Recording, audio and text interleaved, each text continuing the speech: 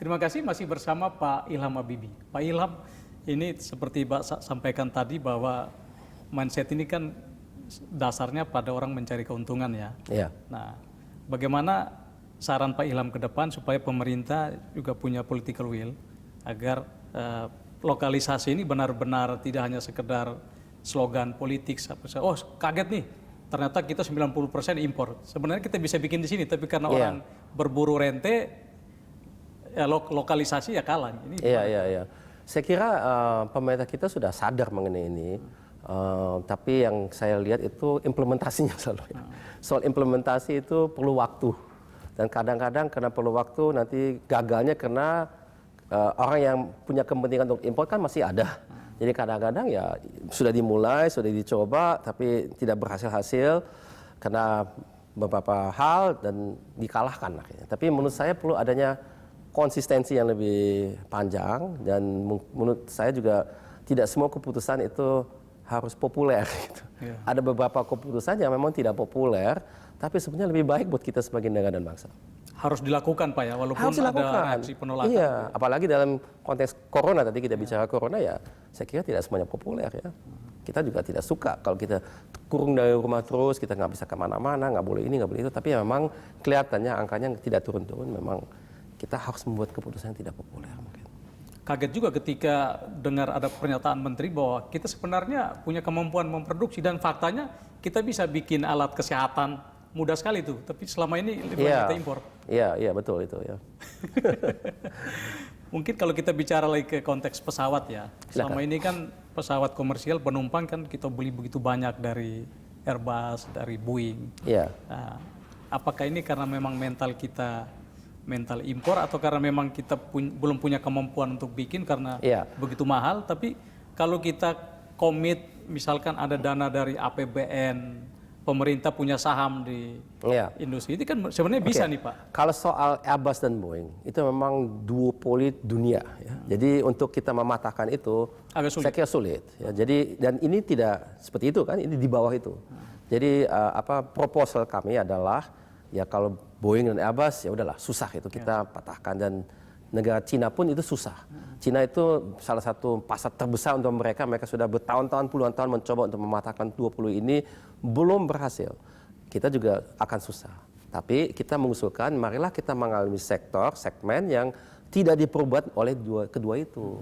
Di mana ada ATR, tadi Bapak sebut itu, ada juga yang lain, tapi yang dominan memang ATR. Di negara kita itu negara ATR, 90% lebih daripada pesawat terbang sejenis ATR. Kita punya peluang realistis bisa menjadi pemain di situ. Saya tidak katakan kita jadi dominan sedunia, tapi menjadi pemain. Pak, ini kalau lihat ini ya, ini R80, 80 sampai 90 penumpang ya. Ya, ini yang besar ya. Kita bisa buat yang lebih kecil juga, 50 lah. 50 sampai 80. Nah, untuk katakanlah untuk mengganti Airbus sama Boeing ya, A3. Untuk menggantikan ATR. ATR ya, ATR. Nah, ini kalau butuh kita bikin 100 unit ya, katakanlah 100 unit ya. Itu butuh biaya berapa Pak? Kalau satu pesawat itu harganya dulu kita hitung ke 25 juta kurang lebih.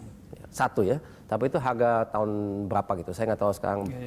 Mungkin dengan inflasi mungkin naik sedikit. Dan butuh berapa tahun Pak? Untuk buat satu pesawat atau untuk semua lah kalau itu?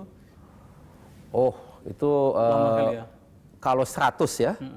Kalau 100 katakanlah kita bisa buat 30 pesawat per bulan.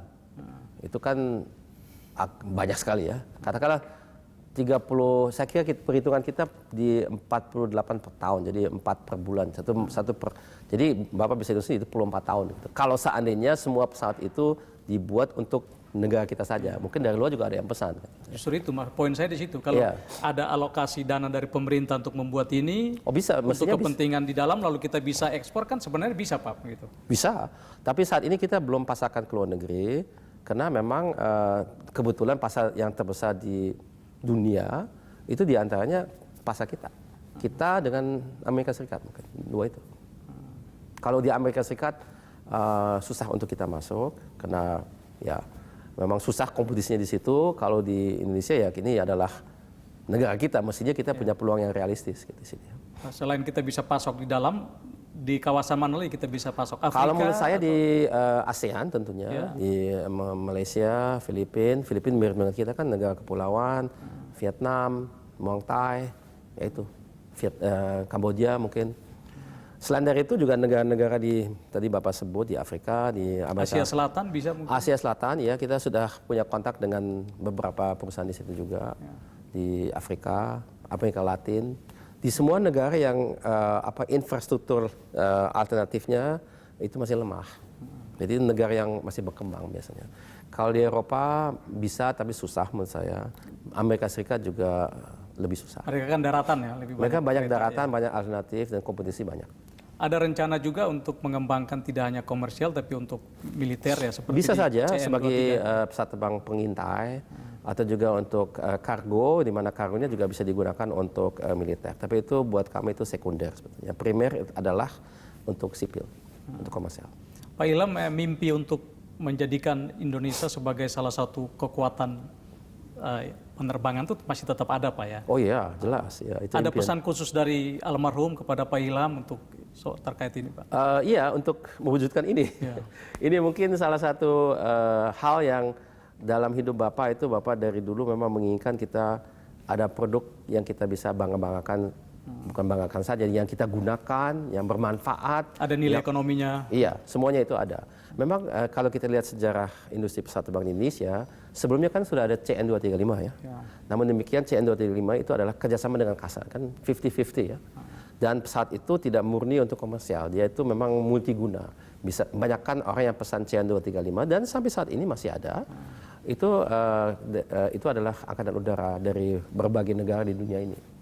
Kalau digunakan dalam konteks airline memang tidak banyak, sedikit sekali. Ya.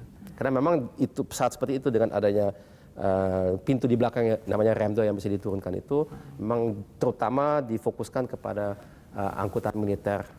Nah, ini kita pindah yang lebih human ya. Ini 1 tahun beliau sudah meninggal. Ini kalau nggak salah tanggal 11 ya. Betul. Haulnya. 9/11 ya. Ada rencana untuk Iya, sebetulnya ada rencana, namun rencananya mungkin tidak konvensional. Kalau haul kan biasanya rame-rame kita berkumpul, kita melakukan tahlilan dan sebagainya. Tapi ini karena keadaan mungkin online gitu ya. Tapi ada beberapa mungkin keluarga inti kita kumpul di rumah Bapak dan kita bukan hanya beberapa orang, mungkin 10 orang gitu ya mungkin. Tapi tidak besar-besaran, tidak mungkin. Ya. Masyarakat bisa dilibatkan mungkin mau online ya bisa online. Ya. Ini terakhir ya Pak. Silakan. Ini beliau kan kita sebut Bapak Teknologi ya. Ya. Sudah setiap tahun dalam beberapa tahun terakhir ini kan ada Habibie Festival. Oh ya. Ini apakah akan terus diperkuat Pak supaya ini membuat rasa percaya diri, rasa bangga kita sebagai anak bangsa tentang teknologi ini tetap. Itu memang kalau saya boleh cerita sedikit mengenai sejarahnya Habibie Festival. Jadi Habibie Festival ini kita lakukan, kita selenggarakan untuk pertama kali pada tahun 2016 untuk merayakan ulang tahun ke-80 beliau. Menunjukkan kepada bangsa kita inilah kontribusi Bapak dalam kaitan teknologi dan lain-lain. Animo masyarakat itu luar biasa. Jadi dalam waktu 3 hari atau 4 hari ada 50 ribu orang datang. Ini adalah acara yang paling ramai dalam sejarah Museum Nasional. Kita waktu itu membuatnya di Museum Nasional. Sehingga pada tahun berikutnya setelah Bapak minta kita melakukan itu tiap tahun, kita pindah tempat ke GI Expo di Kemayoran. Itu juga dari tahun ke tahun meningkat animo masyarakat datang karena mereka penasaran. Kita lihat bahwa masyarakat kita karena masuknya kan tidak ada biaya. Jadi itu memang gratis. Jadi masyarakat datang karena mereka penasaran. Mereka ingin mengerti ini teknologi bisa buat apa saja dan bagaimana dampak kepada kehidupan mereka. Ya, jadi kita lihat itu sebagai satu festival yang kita tawarkan kepada masyarakat luas untuk mengerti peranan dan dampak daripada teknologi dan inovasi. Nah itu saya kira biarpun Bapak sudah wafat itu masih penting sekali buat negara kita tentunya. Dan oleh karena itu kita akan lanjutkan, tapi mungkin untuk tahun ini tidak.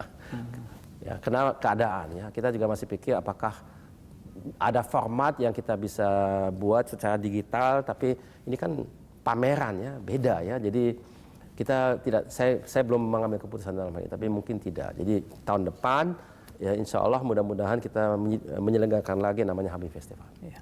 Pak Ilham, terima kasih banyak atas kesempatannya. Dengan senang hati, Pak Claudius. Warisan beliau Amin. kita sebagai bangsa pelihara dan kita kembangkan ya. Amin. Ya. Terima kasih Pak. Sama-sama. Pemirsa, demikian spesial interview. Sampai jumpa.